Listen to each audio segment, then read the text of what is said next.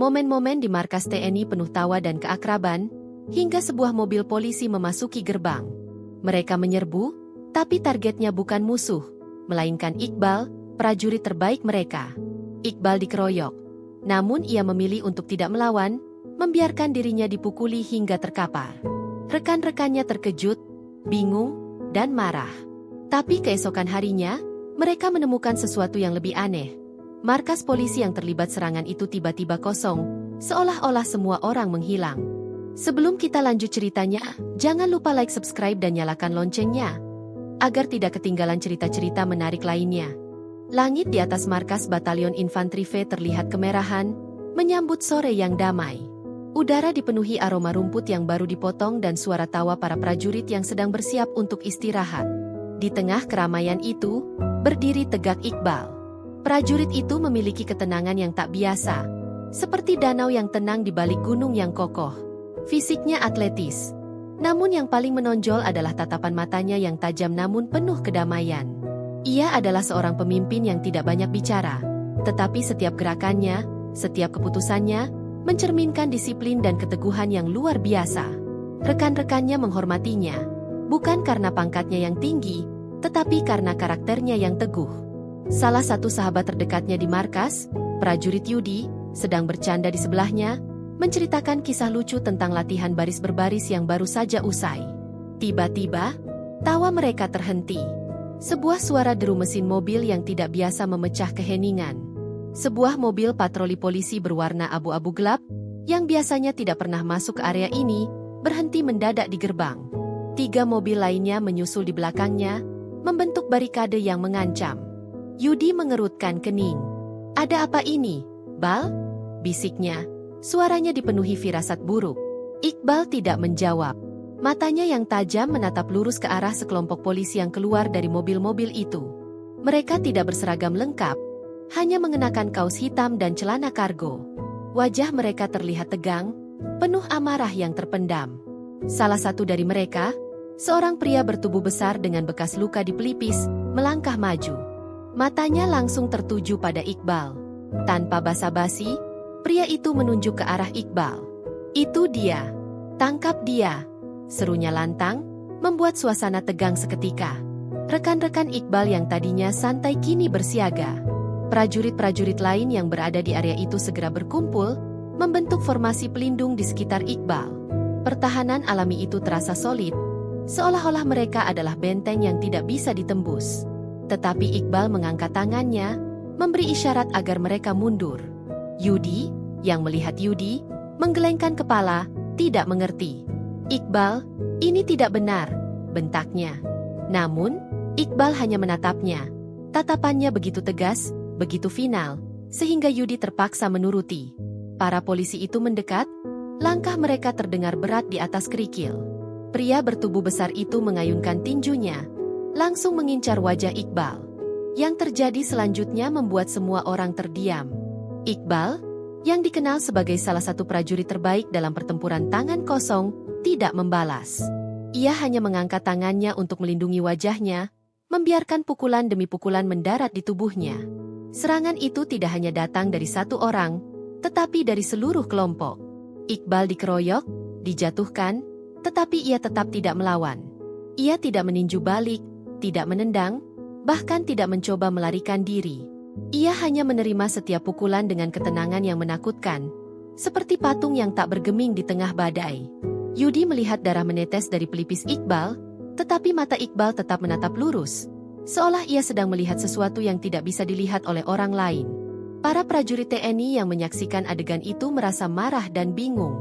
Mereka ingin menerjang, membalas, tetapi perintah diam dari Iqbal begitu kuat sehingga mereka hanya bisa berdiri tak berdaya. Pria bertubuh besar itu, yang tampaknya frustrasi karena Iqbal tidak melawan, menendang tubuh Iqbal yang sudah tergeletak di tanah. Pukulan terakhir itu membuat Iqbal terdiam. Setelah puas, sekelompok polisi itu kembali ke mobil mereka, meninggalkan Iqbal yang terkapar di tanah. Saat mereka pergi, Yudi dan beberapa prajurit lain segera menghampiri Iqbal. "Bal, kenapa kau tidak melawan?" tanya Yudi. Suaranya bergetar antara amarah dan keprihatinan. Iqbal bangkit perlahan, menyeka darah di bibirnya. Ia tidak menjawab pertanyaan Yudi. Ia hanya tersenyum tipis. Senyum yang penuh dengan makna yang tak terjangkau. Mereka punya alasan, katanya, suaranya serak namun mantap. Alasan apa? Yudi tidak tahu. Yang ia tahu hanyalah bahwa sahabatnya, seorang prajurit terhormat, telah dipermalukan di depan mata mereka semua, dan ia tidak tahu mengapa. Kekacauan itu meninggalkan tanda tanya besar di benak setiap prajurit yang menyaksikannya. Mereka melihat kehormatan Iqbal direnggut, tetapi ia tetap tenang, seolah-olah semua ini adalah bagian dari rencana yang lebih besar, sesuatu yang tidak mereka pahami. Malam itu, di bawah rembulan yang pucat, keheningan di markas TNI terasa lebih berat dari biasanya. Matahari pagi di markas TNI bersinar terang, namun tidak mampu menghapus bayangan kekacauan yang terjadi kemarin sore. Percakapan di barak-barak dan di ruang makan dipenuhi dengan satu topik, serangan terhadap Iqbal. Para prajurit berbisik-bisik, mencoba mengurai alasan di balik sikap Iqbal yang memilih untuk tidak melawan. Beberapa berpendapat bahwa Iqbal sedang menjalankan misi rahasia, yang lain menduga ada konflik pribadi yang tersembunyi. Namun, tidak ada yang bisa memberikan jawaban pasti. Iqbal sendiri, meskipun wajahnya masih memperlihatkan memar dan luka, tampak seperti biasa. Ia tetap tenang, disiplin, dan menjalankan tugasnya seperti tidak terjadi apa-apa. Ketenangan itu justru semakin membuat Yudi, sahabatnya, gelisah. Yudi tidak bisa tidur semalaman. Otaknya terus memutar ulang adegan Iqbal yang dikeroyok, menolak untuk membalas. Ada sesuatu yang salah, sesuatu yang tidak wajar. Iqbal bukanlah tipe orang yang menyerah begitu saja. Ia adalah seorang petarung. Yudi merasa bertanggung jawab untuk mencari tahu. Ia memutuskan untuk mengambil inisiatif. Dengan izin dari atasannya, ia dan beberapa prajurit lain yang juga merasa penasaran berangkat menuju markas polisi yang terletak di seberang kota. Tujuan mereka sederhana, menuntut penjelasan. Mereka ingin tahu mengapa polisi-polisi itu, yang seharusnya menjadi mitra dalam menjaga keamanan, justru menyerang seorang prajurit TNI. Perjalanan ke markas polisi terasa panjang dan berat. Setiap tikungan di jalan, setiap suara klakson, menambah ketegangan di dalam mobil. Ketika akhirnya mereka tiba di gerbang markas polisi, Yudi merasa ada sesuatu yang tidak beres. Gerbangnya terbuka, tetapi tidak ada petugas yang berjaga. Pos penjagaan kosong, seolah-olah ditinggalkan begitu saja. Yudi turun dari mobil, langkahnya ragu-ragu. Ada yang aneh, gumamnya, suaranya nyaris tak terdengar. Rekan-rekan Yudi juga merasakan hal yang sama. Markas itu seharusnya ramai dengan aktivitas di pagi hari. Tetapi yang mereka dengar hanyalah suara angin yang berdesir pelan dan kicauan burung. Mereka memberanikan diri masuk. Suasana di dalam markas terasa dingin dan sunyi. Kendaraan patroli terparkir rapi, tetapi tidak ada seorang pun di sekitarnya. Pintu-pintu ruangan terbuka, memperlihatkan meja-meja yang kosong, kursi-kursi yang terbalik, dan berkas-berkas yang berserakan di lantai. Seolah-olah para penghuninya pergi dengan tergesa-gesa. Yudi memeriksa setiap sudut, setiap ruangan, dengan hati-hati. Ia bahkan mencoba memanggil-manggil. Halo? Ada orang di sini. Namun, hanya gema suaranya yang terdengar, menambah kesan sepi dan menyeramkan. Rekan-rekan Yudi mulai merasa takut. Mereka saling pandang dengan cemas. Ini bukan keheningan yang normal. Ini adalah keheningan yang mencurigakan, keheningan yang terjadi setelah badai besar. Di salah satu ruangan, Yudi menemukan sebuah seragam polisi yang tergeletak di lantai. Ia membungkuk, mengambilnya, dan melihat lencana di seragam itu. Lencana itu milik seorang polisi dengan pangkat yang cukup tinggi. Di sebelahnya, ada foto seorang pria dengan senyum ramah, mengenakan seragam polisi lengkap. Yudi tidak mengenali wajah itu, tetapi ia merasa ada sesuatu yang tersembunyi di balik foto itu. Firasatnya semakin kuat bahwa insiden kemarin bukan hanya sekadar perkelahian biasa. Ini adalah bagian dari sesuatu yang lebih besar, lebih gelap, dan lebih misterius. Dengan perasaan campur aduk, mereka kembali ke markas TNI. Mereka menceritakan apa yang mereka lihat. Markas polisi yang kosong, pintu-pintu yang terbuka, dan keheningan yang mencekam. Para prajurit lain mendengarkan dengan tatapan tidak percaya. Rasa takut dan kebingungan kini bercampur dengan rasa ingin tahu. Iqbal, yang mendengarkan laporan mereka, tidak menunjukkan reaksi apapun. Ia hanya menatap Yudi, Tatapannya dalam dan penuh makna yang tidak bisa diartikan. Ia tahu sesuatu, tetapi ia memilih untuk diam. Misteri semakin dalam, dan Yudi tahu bahwa untuk menemukan jawabannya, ia harus menggali lebih dalam. Bahkan jika itu berarti ia harus menghadapi bahaya yang tidak diketahui. Malam itu, Yudi menyadari bahwa ia tidak hanya mencari jawaban untuk dirinya sendiri, tetapi juga untuk kehormatan sahabatnya yang telah direnggut. Ia berjanji pada dirinya sendiri untuk tidak menyerah sampai ia menemukan kebenaran yang tersembunyi di balik semua ini. Keesokan harinya, Yudi mencoba lagi untuk mendekati Iqbal, berharap mendapatkan jawaban. Ia menemukan Iqbal sedang membersihkan senjatanya di barak, dengan ketenangan yang sama seperti biasanya. "Bal," panggil Yudi, suaranya pelan. "Aku pergi ke markas polisi itu kemarin. Tempat itu kosong. Tidak ada siapa-siapa. Apa yang sebenarnya terjadi?" Iqbal berhenti sejenak, menatap Yudi. "Itu bukan urusanmu, Yudi," katanya dengan suara datar, tanpa sedikit pun emosi. Jawaban itu membuat Yudi terkejut. Iqbal, yang biasanya selalu terbuka dengannya, kini memasang tembok tebal. Yudi merasa bingung, frustrasi, dan sedikit terluka. Ia tahu ada sesuatu yang disembunyikan, tetapi Iqbal tidak mau berbagi. Di tengah percakapan yang buntu itu, telepon genggam Iqbal berdering. Iqbal melirik layar, dan wajahnya yang tadinya datar kini sedikit berubah. Ada keraguan di matanya, keraguan yang tidak pernah Yudi lihat sebelumnya.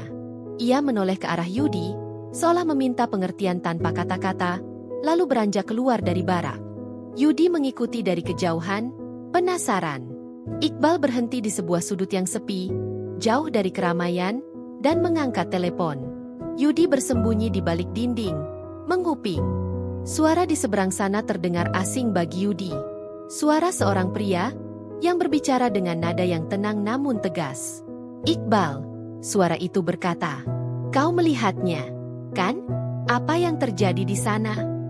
Iqbal mengangguk pelan. "Ya," jawabnya. "Mereka semua menghilang. Aku tahu kau punya rencana." Suara pria itu terdengar menghela napas. "Rencanaku tidak berjalan dengan baik. Mereka melampaui batas, Bal. Mereka tidak seharusnya melakukan itu." Iqbal mendengarkan dengan tenang. "Lalu, apa rencanamu sekarang?" tanyanya. Suara pria itu terdiam sejenak. "Aku butuh bantuanmu," katanya. "Temui aku di tempat kita biasa bertemu. Malam ini, sendirian." Percakapan itu terasa seperti sandiwara yang penuh teka-teki, dan Yudi tidak bisa memahami satupun kata-katanya. Ia tahu bahwa pria di telepon itu adalah orang yang sangat penting bagi Iqbal. Seseorang yang memiliki jawaban atas semua pertanyaan yang mengganggu pikirannya. Setelah percakapan usai, Iqbal memasukkan teleponnya kembali ke saku. Ia melihat ke arah Yudi yang masih bersembunyi. "Aku tahu kau di sana, Yudi," katanya, suaranya tenang. "Maafkan aku, tapi ini adalah urusan pribadiku." Yudi keluar dari persembunyiannya. "Aku sahabatmu, Bal. Apapun masalahmu, kita hadapi bersama," serunya. Iqbal tersenyum tipis. "Aku tahu," katanya. "Tapi tidak kali ini. Aku harus pergi sendirian. Ini adalah urusanku untuk diperbaiki." Yudi merasa sedih. Ia tidak bisa memaksa Iqbal. Ia tahu bahwa Iqbal akan tetap melakukan apa yang ia anggap benar, tidak peduli apapun yang terjadi. Malam harinya, Iqbal berangkat. Ia mengenakan pakaian sipil dan membawa tas punggung kecil. Yudi mengawasinya dari jauh, hatinya dipenuhi kekhawatiran. Iqbal menuju sebuah tempat yang dulunya adalah pabrik tua. Tempat itu adalah tempat rahasia yang hanya diketahui oleh Iqbal dan pria di telepon. Yudi tahu bahwa ia harus pergi. Ia tidak bisa membiarkan Iqbal pergi sendirian. Meskipun Iqbal memintanya untuk tidak ikut, Yudi tahu bahwa persahabatan mereka lebih penting daripada perintah. Ia memutuskan untuk mengikuti Iqbal dari jarak aman, dengan harapan ia bisa melindungi sahabatnya jika terjadi sesuatu yang tidak diinginkan. Perjalanan itu terasa panjang. Yudi menyusuri jalan-jalan yang gelap dan sepi, menjaga jarak dari Iqbal. Ia merasa seperti seorang detektif dalam film spionase. Akhirnya, mereka tiba di sebuah bangunan tua yang sepi. Iqbal masuk, dan Yudi menunggu di luar. Ia melihat bayangan Iqbal di balik jendela yang berdebu. Iqbal tampaknya sedang berbicara dengan seorang pria. Yudi tidak bisa melihat wajah pria itu dengan jelas, tetapi ia tahu bahwa pria itu adalah orang yang menelpon Iqbal. Ia merasa ada ikatan kuat di antara mereka, ikatan yang melampaui persahabatan biasa. Tiba-tiba, Yudi mendengar suara bentakan dari dalam. Suara pria itu. "Kau seharusnya tidak datang," teriaknya. Yudi menegang. Ia tahu ia harus masuk. Ia tidak bisa membiarkan Iqbal menghadapi bahaya sendirian.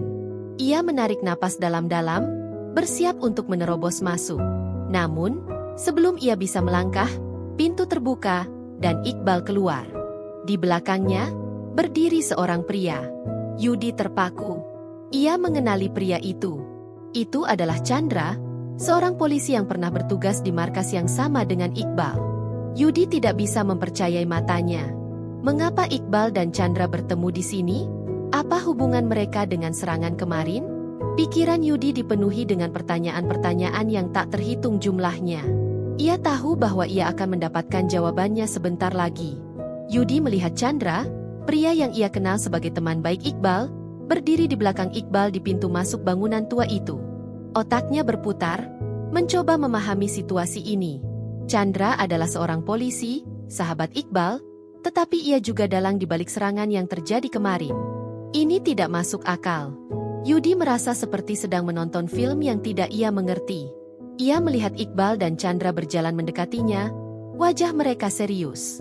Chandra melambaikan tangan, memberi isyarat agar Yudi mendekat. "Kau pasti bingung, Yudi," katanya. "Aku akan jelaskan semuanya." Mereka duduk di dalam bangunan tua itu, di antara tumpukan barang bekas dan debu. Chandra memulai ceritanya. "Aku dan Iqbal sudah bersahabat sejak lama. Jauh sebelum kami memilih jalan kami masing-masing. Aku menjadi polisi, dan Iqbal menjadi prajurit TNI. Meskipun karir kami berbeda, kami tidak pernah kehilangan kontak. Kami selalu bertemu di tempat ini, berbagi cerita tentang pekerjaan kami, tentang hidup kami." Chandra berhenti sejenak, menghela napas. "Beberapa bulan yang lalu, aku dihadapkan pada dilema besar. Atasanku meminta aku untuk melakukan sesuatu yang tidak benar. Mereka ingin aku melakukan tindakan korupsi yang besar, dan mereka mengancam akan menghancurkan karierku jika aku menolak. Aku merasa terjebak. Aku tidak tahu harus berbuat apa." Iqbal mendengarkan dengan tenang, matanya menatap Chandra dengan penuh pengertian. Chandra melanjutkan, "Aku tahu bahwa aku bisa mempercayai Iqbal. Aku tahu bahwa ia adalah orang yang jujur, berintegritas, dan tidak akan pernah mengkhianatiku. Aku ingin meminta nasihatnya, tetapi aku juga tahu bahwa ia tidak akan pernah membiarkan aku melakukan sesuatu yang salah. Aku merasa terpojok. Aku memutuskan untuk melakukan sesuatu yang gila. Aku memutuskan untuk menguji Iqbal.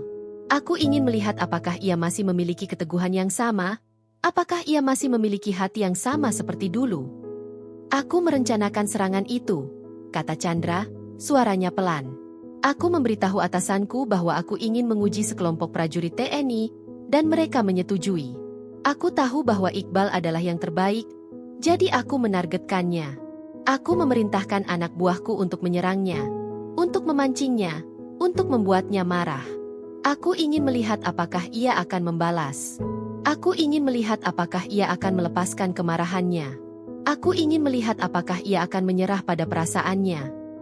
Iqbal mengangguk, matanya masih menatap Chandra. "Jadi, kau mengujiku," katanya. "Kau mengujiku untuk melihat apakah aku akan jatuh." Chandra menatap Yudi. "Ya," katanya. "Aku tahu ini gila, Yudi. Aku tahu ini salah.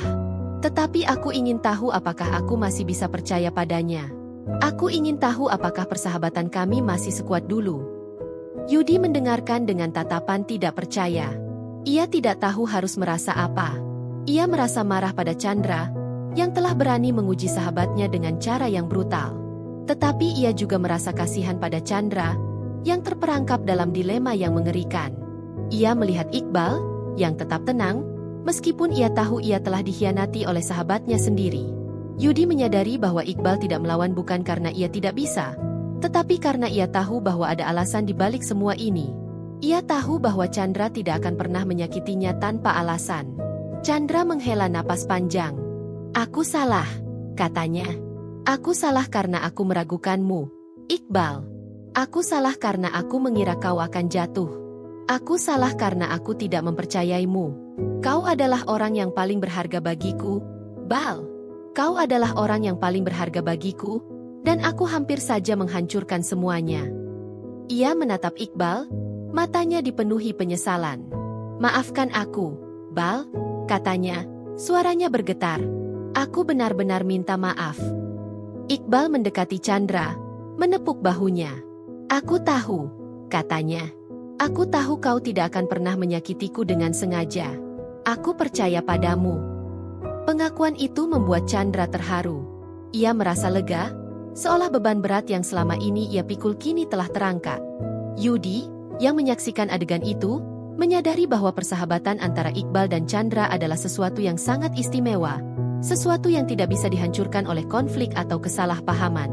Ia tahu bahwa ia telah menyaksikan pengungkapan rahasia yang paling menyentuh hati. Setelah pengungkapan Chandra, keheningan menyelimuti bangunan tua itu. Yudi, yang menyaksikan semuanya, hanya bisa terdiam. Ia melihat Iqbal, sahabatnya, yang kini berdiri di hadapan Chandra, pria yang ia percayai telah mengkhianatinya. Namun, yang Yudi lihat bukanlah amarah, melainkan kesedihan yang mendalam di mata Iqbal. Iqbal merasa seperti ditusuk dari belakang, bukan oleh musuh, melainkan oleh sahabatnya sendiri. Ia tidak marah karena diserang, tetapi ia merasa hancur karena persahabatan mereka dipertaruhkan. Chandra, kata Iqbal, suaranya pelan. Aku tidak pernah berpikir kau akan meragukanku. Aku tidak pernah berpikir kau akan mengujiku dengan cara seperti ini. Chandra menundukkan kepalanya, tidak berani menatap mata Iqbal. Aku tahu, Bal. Aku tahu aku salah. Aku merasa tertekan, terperangkap. Aku tidak tahu harus berbuat apa. Aku ingin meminta nasihatmu, tetapi aku juga takut. Aku takut kau akan menolakku, meninggalkanku. Aku takut kau akan menganggapku lemah. Iqbal menggeleng. Aku tidak akan pernah menganggapmu lemah. Chandra, kau adalah sahabatku.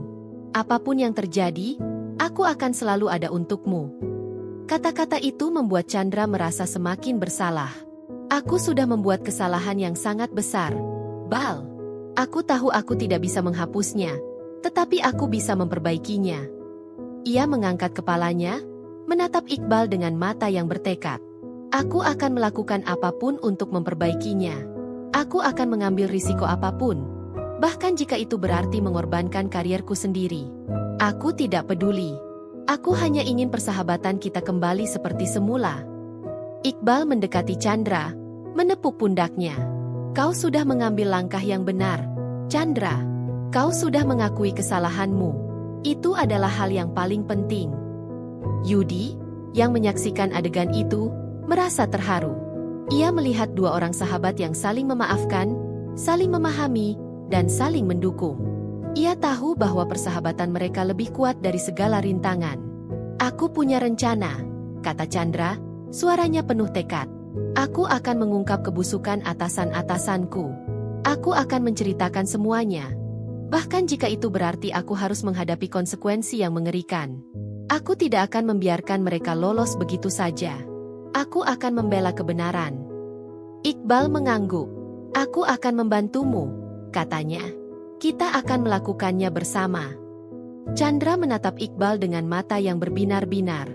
Terima kasih, Bal, katanya. Aku tidak tahu harus berbuat apa tanpamu. Mereka berdua berjanji untuk bekerja sama.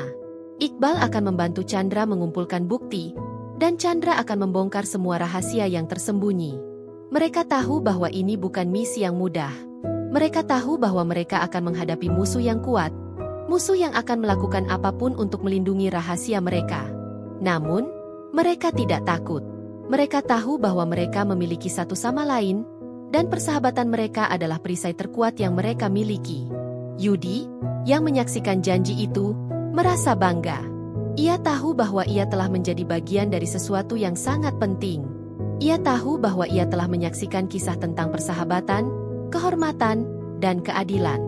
Ia berjanji pada dirinya sendiri untuk selalu berada di sisi Iqbal dan Chandra, tidak peduli apapun yang terjadi. Pagi di markas polisi terasa dingin, meskipun matahari sudah naik tinggi. Chandra duduk di mejanya, tatapannya kosong, pikirannya berkelana ke malam kemarin. Hatinya terasa lega setelah mengungkapkan segalanya pada Iqbal, namun rasa takut kini merayap perlahan.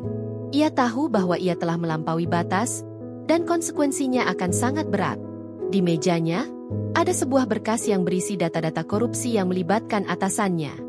Berkas itu adalah bukti yang ia butuhkan untuk membersihkan namanya, tetapi juga bom waktu yang bisa meledak kapan saja. Tiba-tiba, telepon di mejanya berdering. Nama di layar membuat jantungnya berdebar kencang. Komandan Satrio, atasannya langsung, sosok yang menyeramkan dengan reputasi yang kejam. Chandra menarik napas dalam-dalam dan mengangkat teleponnya. "Ya, Komandan," katanya, suaranya bergetar. "Datang ke ruangan saya." Sekarang, perintah Komandan Satrio dengan suara dingin yang menusuk. Panggilan itu berakhir, meninggalkan Chandra dalam keheningan yang mencekam. Ia tahu ia sedang dalam bahaya. Ia tahu bahwa atasannya telah mengetahui rencananya. Chandra berjalan menyusuri koridor, langkahnya berat. Setiap langkah terasa seperti ia sedang menuju ke jurang. Ia melihat ke arah pintu ruangan Komandan Satrio. Pintu itu tertutup rapat, seolah-olah ia adalah gerbang neraka. Ia membuka pintu dan masuk. Ruangan Komandan Satrio terasa dingin dan sunyi. Pria itu duduk di balik meja, dengan tatapan tajam dan wajah yang tidak menunjukkan ekspresi. Di meja itu, tergeletak sebuah berkas yang sama dengan berkas yang Chandra miliki. Komandan Satrio tahu semuanya. "Kau pikir kau bisa mengkhianatiku, Chandra?" tanya Komandan Satrio, suaranya pelan, tetapi penuh ancaman. "Kau pikir kau bisa lolos begitu saja?" Chandra tidak menjawab. Ia hanya menatap Komandan Satrio dengan tatapan penuh tekad. "Aku tidak mengkhianati siapapun, Komandan. Aku hanya membela kebenaran." Komandan Satrio tertawa, tawa yang terdengar seperti suara serigala kelaparan. "Kebenaran? Kau terlalu naif, Chandra. Di dunia ini, tidak ada yang namanya kebenaran. Yang ada hanyalah kekuasaan." Komandan Satrio kemudian mengeluarkan beberapa foto dari laci mejanya. Foto-foto itu memperlihatkan Iqbal dan Yudi sedang berada di markas polisi yang kosong kemarin. Chandra terkejut. Ia tidak tahu bahwa atasannya telah mengawasi mereka. "Kau pikir aku tidak tahu apa yang kau rencanakan?" kata Komandan Satrio. "Aku tahu semuanya. Aku tahu kau bertemu dengan Iqbal. Aku tahu kau ingin membongkar semua rahasia kami. Tapi aku tidak akan membiarkan itu terjadi." Komandan Satrio memberi Chandra sebuah pilihan. "Kau bisa memilih. Kau bisa membela kebenaran yang kau sebutkan, dan kariermu akan hancur. Kau akan kehilangan semua yang kau miliki. Atau, kau bisa mematuhi perintahku, lupakan semua ini, dan kau akan mendapatkan semua yang kau inginkan. Pilihan ada di tanganmu." Chandra merasa terpojok. Ia tahu bahwa jika ia memilih untuk melawan, ia akan kehilangan segalanya. Tetapi ia juga tahu bahwa ia tidak bisa mengkhianati hati nuraninya. Chandra menatap Komandan Satrio, matanya berkaca-kaca. Ia memikirkan Iqbal, sahabatnya, yang telah mempercayainya. Ia memikirkan semua orang yang akan terpengaruh oleh keputusannya. Ia tidak bisa menyerah. Ia tidak bisa membiarkan kejahatan menang. Dengan suara yang mantap, ia berkata, "Aku tidak akan tunduk pada kekuasaan. Aku akan membela kebenaran." Komandan Satrio tersenyum sinis. "Kau sudah memilih, Chandra. Kau sudah memilih jalan yang salah. Kau akan menyesalinya." Chandra meninggalkan ruangan itu, hatinya dipenuhi dengan rasa takut, tetapi juga keberanian. Ia tahu bahwa ia telah membuat keputusan yang benar. Ia tidak tahu apa yang akan terjadi selanjutnya. Tetapi ia tahu bahwa ia tidak sendirian. Ia tahu bahwa ia memiliki Iqbal, sahabatnya, yang akan selalu berada di sisinya. Iqbal tidak bisa tidur. Pikirannya terus memikirkan Chandra. Ia tahu bahwa Chandra sedang dalam bahaya. Ia tahu bahwa atasannya, Komandan Satrio, adalah seorang pria yang kejam, yang tidak akan ragu untuk menghancurkan siapapun yang mencoba melawannya. Iqbal merasa bertanggung jawab. Ia tahu bahwa ia harus membantu sahabatnya, tidak peduli apapun risikonya. Ia mengambil teleponnya dan mencoba menghubungi Chandra. Tidak ada jawaban. Panggilan itu berulang kali ditolak. Iqbal merasa ada yang tidak beres. Pagi harinya, Iqbal pergi ke markas polisi. Ia tidak peduli dengan risiko atau konsekuensi yang akan ia hadapi. Ia hanya ingin tahu apakah Chandra baik-baik saja. Ketika ia tiba di markas, ia melihat beberapa polisi sedang berkumpul. Mereka terlihat tegang, seperti ada sesuatu yang baru saja terjadi. Iqbal bertanya kepada salah satu dari mereka, "Di mana Chandra?" Polisi itu tidak menjawab. Ia hanya menatap Iqbal dengan tatapan kosong. Iqbal tahu bahwa ada sesuatu yang disembunyikan. Iqbal masuk ke dalam markas, langsung menuju ruangan Chandra. Pintu ruangan itu terbuka. Di dalam, Chandra duduk di kursinya, dengan wajah yang pucat dan mata yang kosong. Ia tidak terlihat seperti dirinya. Ia terlihat seperti seseorang yang baru saja mengalami trauma berat. Iqbal mendekat, menepuk bahunya. Chandra terkejut. "Iqbal," serunya. "Kau seharusnya tidak di sini. Ini berbahaya." Iqbal menggeleng.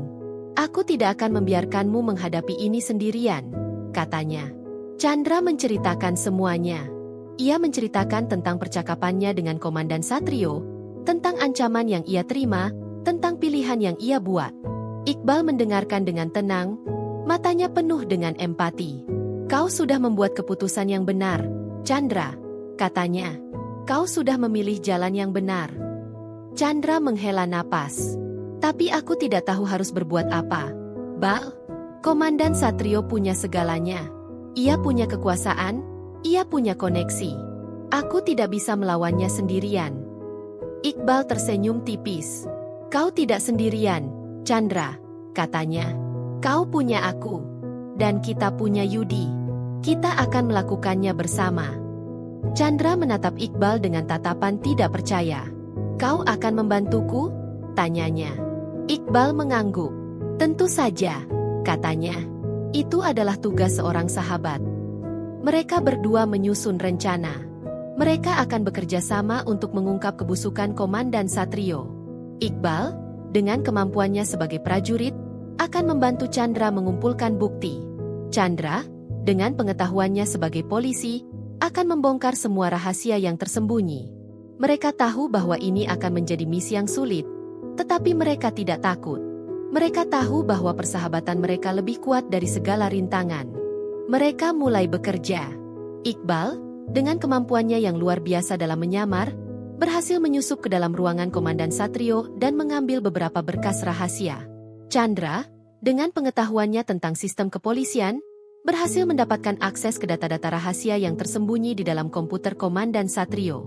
Mereka berdua bekerja sama dengan sempurna, seolah-olah mereka adalah satu tim yang tak terpisahkan.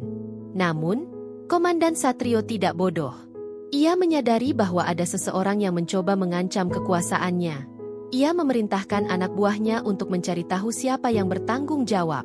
Ia tahu bahwa ia harus menghentikan mereka sebelum mereka berhasil membongkar semua rahasianya. Iqbal dan Chandra tahu bahwa mereka sedang dalam bahaya. Mereka tahu bahwa mereka harus bertindak cepat. Mereka tahu bahwa ini adalah pertarungan untuk hidup mereka. Malam itu, mereka bersembunyi di sebuah tempat rahasia yang hanya mereka berdua tahu. Mereka menatap berkas-berkas dan data-data yang mereka kumpulkan. Mereka memiliki semua bukti yang mereka butuhkan. Mereka memiliki semua yang mereka butuhkan untuk menjatuhkan Komandan Satrio. Tetapi mereka juga tahu bahwa Komandan Satrio akan melakukan apapun untuk menghentikan mereka. Mereka tahu bahwa ini adalah pertarungan untuk hidup mereka, dan mereka tidak akan menyerah begitu saja. Chandra dan Iqbal duduk di kegelapan, cahaya redup dari layar laptop menyinari wajah mereka. Berkas-berkas dan data-data yang mereka kumpulkan berserakan di sekitar mereka. Setiap halaman, setiap file, adalah bukti kebusukan Komandan Satrio. Chandra merasa mual. Ia tidak bisa mempercayai bahwa atasannya, seorang pria yang ia hormati, telah melakukan hal-hal yang begitu mengerikan. Ini lebih parah dari yang kukira. Bal, bisiknya, suaranya bergetar. Dia terlibat dalam penyelundupan senjata, penjualan data intelijen, bahkan ada nama-nama lain di sini. Pejabat tinggi. Ini jaringan yang sangat besar. Iqbal mengangguk. Matanya yang tajam menatap data-data itu, menganalisis setiap detail. Ia melihat bukan hanya kejahatan, tetapi juga kebohongan yang telah merusak banyak orang. Kita harus bertindak cepat, Ken, katanya. Semakin lama kita menunda, semakin besar risiko yang kita hadapi. Chandra mengerti. Ia tahu bahwa setiap detik berharga. Mereka memutuskan untuk menyusun rencana yang matang. Mereka tidak bisa hanya menyerahkan bukti-bukti ini kepada pihak berwajib. Komandan Satrio terlalu kuat, jaringannya terlalu luas. Mereka harus membuat langkah yang mengejutkan, langkah yang tidak terduga, untuk memastikan keadilan benar-benar ditegakkan. Mereka memutuskan untuk menggunakan media sosial, menyebarkan semua bukti-bukti itu secara anonim. Mereka akan membuat akun palsu, mempublikasikan semua data, dan membiarkan dunia tahu apa yang telah terjadi. Mereka tahu bahwa ini adalah langkah yang berisiko, tetapi mereka tidak memiliki pilihan lain. Mereka juga menyadari bahwa dengan melakukan ini, mereka akan menjadi target. Komandan Satrio pasti akan memburu mereka, dan ia tidak akan ragu untuk menggunakan cara-cara yang kejam untuk menghentikan mereka. Ketika mereka sedang sibuk menyusun rencana, tiba-tiba, alarm berbunyi. Ada yang mencoba masuk ke dalam bangunan. Mereka tahu kita di sini, bisik Iqbal, suaranya dingin. Mereka berdua segera mengemasi barang-barang mereka, bersiap untuk melarikan diri.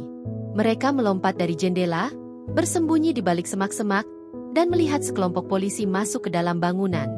Mereka adalah anak buah Komandan Satrio, dan mereka terlihat marah. Mereka menggeledah setiap sudut, mencari Iqbal dan Chandra. Iqbal dan Chandra berlari. Mereka menyusuri jalan-jalan yang gelap, bersembunyi di balik bangunan-bangunan tua, menghindari lampu-lampu jalan. Mereka merasa seperti binatang yang sedang diburu. Mereka tahu bahwa mereka tidak bisa menyerah.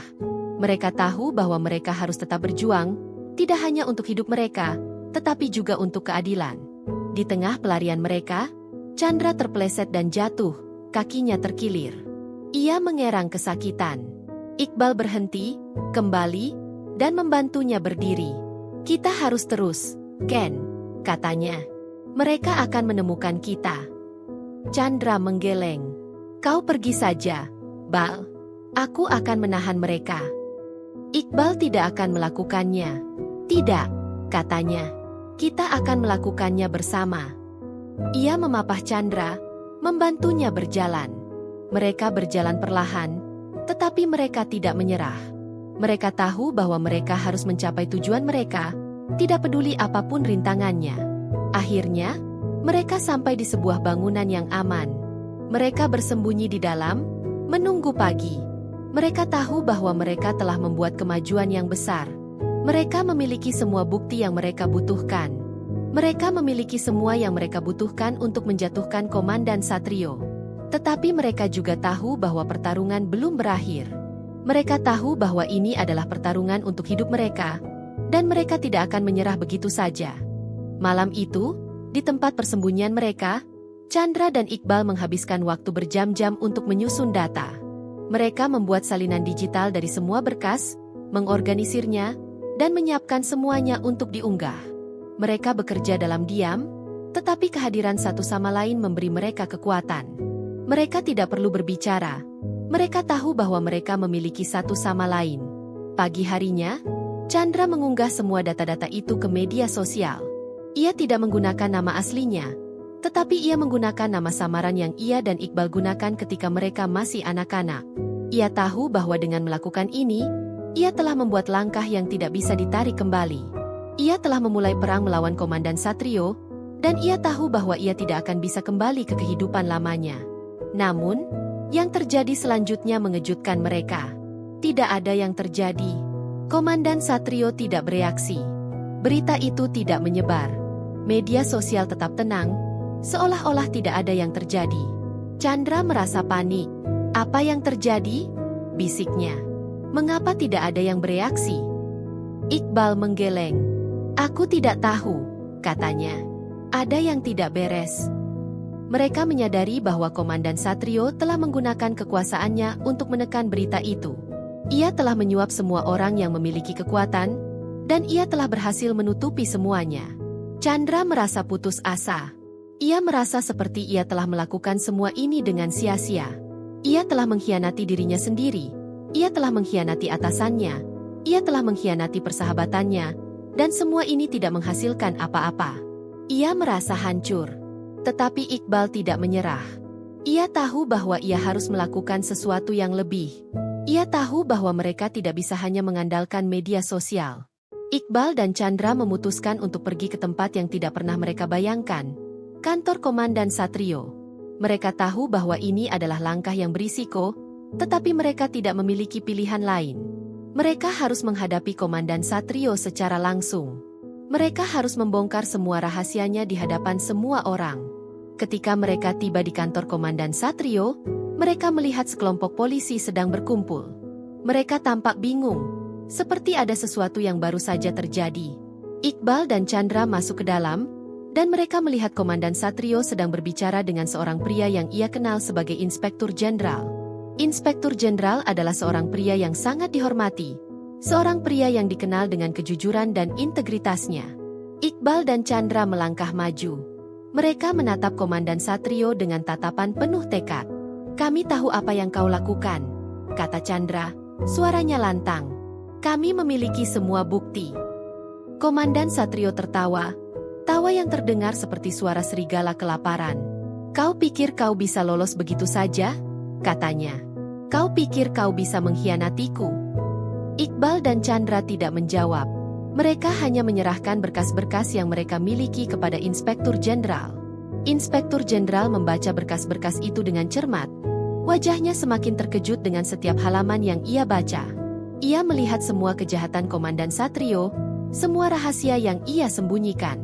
Inspektur Jenderal mengangkat kepalanya, menatap Komandan Satrio. "Kau sudah selesai, Komandan," katanya. "Kau sudah selesai. Kau sudah mengkhianati semua orang. Kau sudah mengkhianati negaramu. Kau akan menghadapi konsekuensinya." Komandan Satrio terdiam. Ia tidak bisa berkata-kata. Ia tidak bisa melakukan apa-apa. Ia tahu bahwa ia telah kalah. Keadilan akhirnya ditegakkan. Komandan Satrio ditangkap, dan semua anak buahnya yang terlibat juga ditangkap. Nama baik Chandra dan Iqbal dipulihkan. Mereka berdua, yang tadinya dianggap sebagai pengkhianat, kini dianggap sebagai pahlawan. Setelah badai berlalu, kehidupan kembali normal. Markas polisi yang tadinya kosong kini kembali ramai. Iqbal kembali ke markasnya, disambut dengan pelukan hangat dari rekan-rekannya, terutama Yudi, yang merasa bangga atas apa yang telah dilakukan Iqbal dan Chandra. Yudi memeluk Iqbal dengan erat. "Aku tahu kau tidak akan pernah salah, Bal," katanya. "Aku tahu kau punya alasan." Iqbal tersenyum. Senyum yang penuh dengan makna yang tidak bisa diucapkan. "Kita sudah selesai, Yudi," katanya. "Kita sudah selesai." Suatu sore, Iqbal menerima telepon dari Chandra. "Bal, mau bertemu?" tanya Chandra. Suaranya penuh keraguan. "Aku ingin memberimu sesuatu."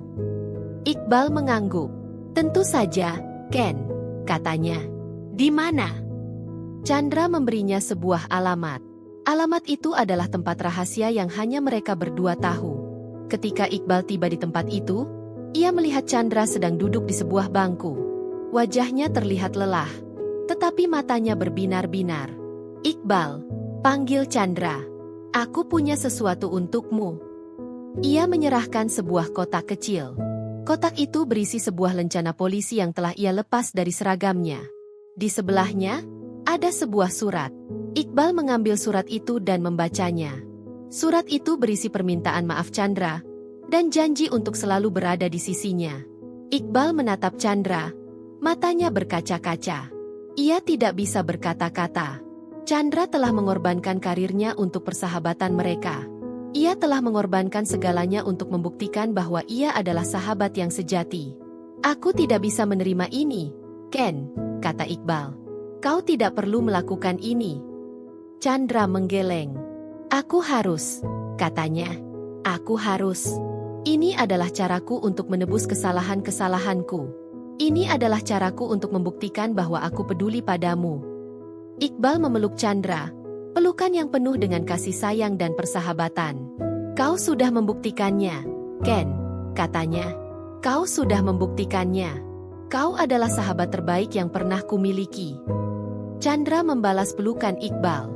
Ia merasa lega, seolah beban berat yang selama ini ia pikul kini telah terangkat. Ia tahu bahwa ia telah membuat keputusan yang benar. Ia tahu bahwa ia telah mendapatkan kembali persahabatannya. Dan itu lebih berharga dari apapun. Mereka duduk di sana, berbicara tentang masa lalu mereka, tentang masa depan mereka, tentang semua hal yang telah mereka lalui bersama.